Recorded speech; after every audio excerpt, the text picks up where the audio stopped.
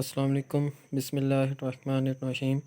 आज हम class 9 physics chapter number 2 के न्यूमेरिकल्स को डिस्कस करेंगे। पहला न्यूमेरिकल 2.1 कुछ इस तरह है कि train moves with a uniform velocity of 36 kilometre per hour for 10 seconds. कि एक ट्रेन जो है वो 36 किलोमीटर पर आवर की रफ़्तार से की वेलोसिटी से वो क्या कर रही है, मूव कर रही है फॉर 10 सेकंड्स, 10 सेकंड के लिए। मतलब ये उसका टाइम दिया हुआ है और पहली चीज़ उसकी वेलोसिटी मेंशन थी। तो दो चीज़ें उसने हमें डाटा के अंदर दी हुई हैं, न्यूमेरिकल के अंदर दी हुई हैं। Find the distance travel by it. हमने फाइंड क्या करना है, डिस्टेंस ट्रेवल बाय इट के उसने कितना फ़ासला कवर किया है।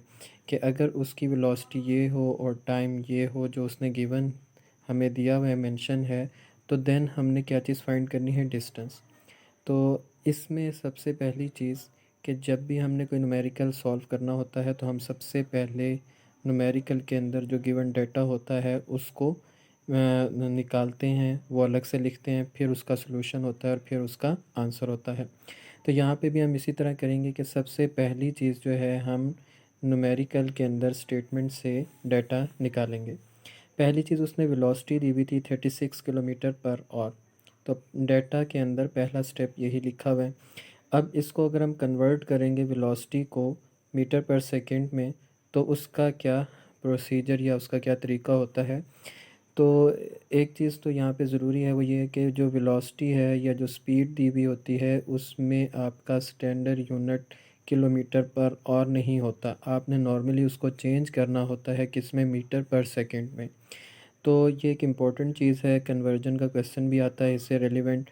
तो अब कन्वर्जन किस तरह होती है कि जैसे आपको 36 किलोमीटर, तो किलोमीटर को मीटर में चेंज करने के लिए हम 1000 से मल्टीप्लाई कर रहे हैं ऊपर, और पर और का मतलब होता है कि वो फ्रैक्शन में नीचे है। तो पर और को हम जब सेकंड में चेंज करते हैं तो 1 घंटे के अंदर 60 मिनट्स होते हैं और 60 मिनट्स हैं, और 60 मिनट्स हर मिनट के अंदर क्या होता है, 60 सेकंड्स होते हैं। इसलिए 1 घंटे में जो हम उसको 1 घंटे को कन्वर्ट कर रहे हैं तो उसमें हम 60 इंटू 60 से मल्टीप्लाई करते हैं तो टोटल सेकंड्स आ जाते हैं। वैसे भी नॉर्मल के 1 और के अंदर 3600 सेकंड्स होते हैं, 3600 सेकंड होते हैं बहरहाल। तो हम उसको डायरेक्टली नहीं लिख रहे हैं, हम उसको स्टेप बाय स्टेप लिखा कि 60 इंटू 60 का मतलब ये है कि 60 मिनट्स और हर मिनट के अंदर 60 सेकंड्स।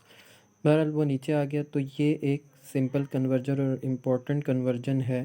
तो कैलकुलेशन के बाद, कटिंग के बाद 10 बच जाएगा। तो वेलोसिटी अब हमारे पास जो आ गई है, यूनिफॉर्म वेलोसिटी, वो कन्वर्ट हो गई है किलोमीटर पर आवर से मीटर पर सेकंड में, वो हो गई है 10 मीटर पर सेकंड। अच्छा जी, दूसरी चीज़ जो हमें यहाँ पे गिवन थी वो थी टाइम। आपका टाइम कितना दिया हुआ है, 10 सेकंड्स आपको दिए हुए हैं। तो दो चीज़ें गिवन थी। फिर तीसरी चीज़ जो उसने हमें फाइंड करने के लिए कहा था, find the distance travel by it. आपने एस फाइंड करना है, तो डिस्टेंस ट्रेवल बाय इट में हम एस मालूम करेंगे। तो ये हो गया आपका डाटा। फर्स्ट चीज़ जो आपने यहाँ पे लिखनी होती है कि डाटा। तो हम ये डाटा निकाल चुके हैं कि वेलोसिटी, टाइम आपको दिया हुआ है और डिस्टेंस आपने मालूम करना है। अब हम इसके सलूशन की तरफ आएंगे। तो सलूशन में सबसे पहली चीज़ कि हम डाटा को देख के ये पता लगाते हैं कि यहाँ पे कौन सा फार्मूला या कौन सी इक्वेशन जो आप चैप्टर 2 में डिस्कस करते हैं, पढ़ते हैं, वो यहाँ पे सूटेबल होगी, वो यहाँ पे लगाई जा सकती है। तो यहाँ पे जो आपकी जो फार्मूला है वो है S is equal to V into T, जो कि वेलोसिटी के फार्मूले से लिया गया है कि V is equal to S over T से लिया गया है। तो ये एक फार्मूला हम यहाँ पे यूज़ करेंगे, S is equal to V T. अगर फार्मूले याद हों तो न्यूमेरिकल को सॉल्व करना बहुत आसान है, वरना तो ये होता है कि आपको मुश्किल होती है। तो इसलिए न्यूमेरिकल जब भी सॉल्व करने हो तो आपको फार्मूले जो हैं टिप्स पे आने चाहिए। तो S is equal to V T आ जाएगा। उसके बाद S is equal to, next step में सॉल्यूशन में हमने V की जो वैल्यू निकाली थी मीटर पर सेकंड में जो कन्वर्ट की थी वो लिखी, और फिर इनटू टाइम।